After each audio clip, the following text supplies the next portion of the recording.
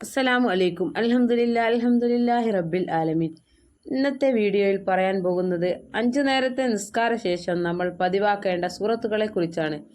നമ്മൾ 5 വക്ത് നിസ്കാര ശേഷം ഓരോ സൂറത്ത് വെച്ച് പതിവാക്കി നോക്കാം. ജീവിതത്തിൽ ഒരുപാട് മാറ്റങ്ങൾ ഉണ്ടാവും. നമുക്ക് തന്നെ അനുഭവിച്ചറിയാൻ സാധിക്കും. നമ്മളിൽ പലരും മടി കാരണമാണ്, ഞാനടക്കമുള്ളവർ അല്ലേ.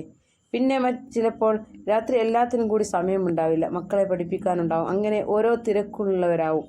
അപ്പോൾ നമ്മൾ ഓരോ നിസ്കാര ശേഷവും ഓരോ സൂറത്ത് വെച്ച് ഓതി വന്നാൽ നമുക്ക് അത്ര ബുദ്ധിമുട്ടില്ലാതെ ഓതി തീർക്കാൻ കഴിയും. ഇൻഷാ അല്ലാഹ് നമുക്ക് നല്ല റഹ്മത്തും ബർക്കത്തും പഠിച്ചവൻ തരും. സുബി നിസ്കാര ശേഷം പതിവായി സൂറത്ത് യാസീൻ പാരായണം ചെയ്യുക. നിർബന്ധമായിട്ടും നമ്മുടെ എല്ലാ പ്രശ്നങ്ങൾക്കും പരിഹാരം തരുന്ന സൂറത്താണ് യാസീൻ സൂറത്ത്. ഇത് ഓതി അള്ളാഹുവിനോട് ദുആ ചെയ്യുക. നമ്മുടെ എല്ലാ പ്രശ്നങ്ങളും അള്ളാഹു പരിഹരിക്കും. അതുപോലെ തന്നെ ളുഹർ നിസ്കാര ശേഷം സൂറത്തുൽ ഫത്ഹ് പാരായണം ചെയ്യുക. തിന്മയിൽ നിന്നും ഫിത്നയിൽ നിന്നും അള്ളാഹു നമ്മെ രക്ഷിക്കുമെന്നാണ്. അതുപോലെ തന്നെ അള്ളാഹുവിൻ്റെ കോപത്തെ വരെ തടയുമെന്നാണ് സൂറത്തുൽ ഫത്ഹിൽ പറയുന്നത്.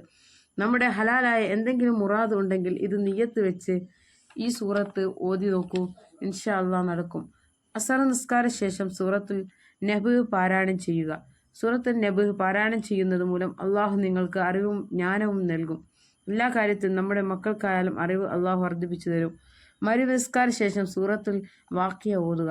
നമ്മുടെ ജോലികളിലും വീടുകളിലും സമ്പത്തിലും എല്ലാ കാര്യത്തിലും അള്ളാഹു ബർക്കത്ത് നൽകും. അതുപോലെ ദാരിദ്ര്യം ഉണ്ടാവില്ല എന്നാണ് പറയുന്നത്. അതുപോലെ നിസ്കാര ശേഷം സൂറത്തുൽ മുൽക്ക് പതിവാക്കുക.